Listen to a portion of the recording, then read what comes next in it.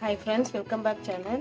இன்னைக்கு நம்ம சேனலில் உளுந்தங்களி எப்படி பண்ணலான்னு பார்க்க போகிறோம். ரொம்ப ட்ரெடிஷ்னலானது.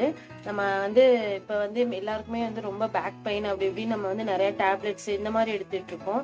இப்போ அதை விட்டுட்டு நம்ம இந்த மாதிரி சத்தான ஃபுட்டெல்லாம் எடுத்து சாப்பிட்டோம் அப்படின்னா கண்டிப்பாக அதில் ஒரு நல்ல ரிலீஃப் கிடைக்கும், நல்ல சொல்யூஷனும் இருக்கு. இப்போ நான் அதை எப்படி பண்ணலாம் அப்படின்னு பார்க்க போகிறேன்.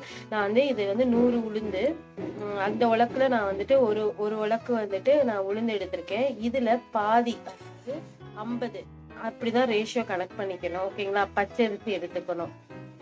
இதுல பாதி பச்சரிசி எடுத்துக்கணுங்க. இதான் ரேஷியோ. ஓகேங்களா? 100 உளுந்துனா அதுக்கு பாதி பச்சரிசி. ஒரு அரை மணி நேரத்துக்கு ரெண்டையும் நல்லா ஒன்னாவே மிக்ஸ் பண்ணி நல்லா வாஷ் பண்ணிட்டு கிரைண்டர்லயோ இல்லை மிக்சிலையோ அரைச்சி எடுத்துக்கலாம். ஓகேங்களா? இப்போ நான் ஹாஃப் அன் ஹவர் நல்லா ஊற வச்சுட்டு இந்த மாதிரி கிரைண்டர்ல போட்டு நான் அரைச்சிக்கிறேன். அதுக்கு இதை அரைச்சிக்கிட்டு இருக்க சமயம் வெல்லம் 2 வெல்லம் எடுத்துக்கோங்க. நான் உங்க இனிப்புக்கு தகுந்த மாதிரி நான் 2 வெல்லம் எடுத்திருக்கேன். இதை நக்கணும். நச்சுட்டு நம்ம அது நல்லா ஒரு ஒரு பக்குவமா அரைஞ்சதுக்கு அப்புறம், நைஸா அரைஞ்சதுக்கு அப்புறம் நம்ம இதையும் போட்டு கிரைண்டர்லயே மிக்ஸ் பண்ணலாம், நல்லா அரைக்க போறோம். ஓகேங்களா? இப்போ நான் வெல்லத்தை இதோட ஆட் பண்ணிட்டு நல்லா நச்சு ஆட் பண்ணியிருக்கேன். ஓகேங்களா? 1-2 நம்ம அப்படியே முழுசா போடாம நல்லா நச்சுட்டு 1-2 நச்சுட்டு இந்த மாதிரி போட்டுருங்க. போட்டுட்டு அரிசி ரொம்ப இந்த ஸ்டேஜ்ல இருக்கணும். ஓகேங்களா? இந்த ஸ்டேஜ்ல நம்ம வெல்லத்தை ஆட் பண்ணிக்கலாம். அப்புறம் இந்த களிக்கு தேவையான உப்பையும் நம்ம இதோட போட்டு அரைக்க போறோம். ஓகேங்களா? உப்பு தேவையான அளவு போட்டுக்கோங்க. ஓகேங்களா? பாருங்க, வெல்லம் எல்லாம் அரைஞ்சிருச்சு. இப்ப நம்ம இதை அள்ளிக்கலாம். பாத்தீங்க அப்படின்னா ரொம்ப தண்ணியாவும் இருக்கக்கூடாது, ரொம்ப இதாகவும் இருக்கக்கூடாது, ரொம்ப கெட்டியாவும் இருக்கக்கூடாதுங்க.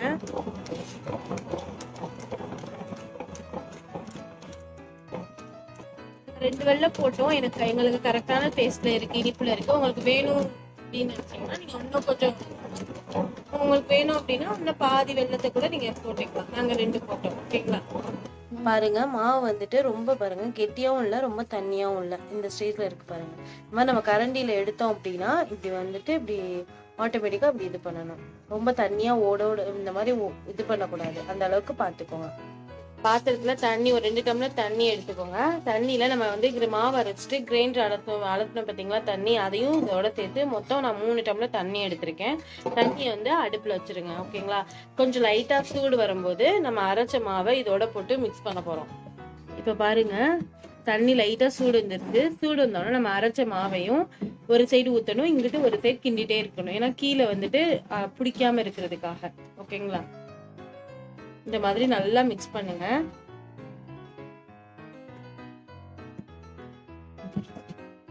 பாருங்க, இதே மாதிரி கிண்டிட்டே இருக்கணும். ரொம்ப தண்ணியா இல்லாம இந்த ஸ்டேஜ்ல இருக்கணும். உங்களுக்கு தண்ணி பத்தல அப்படின்னா லைட்டா ஒரு 1/2 டம்ளர் கூட நீங்க சேர்த்துக்கலாம்.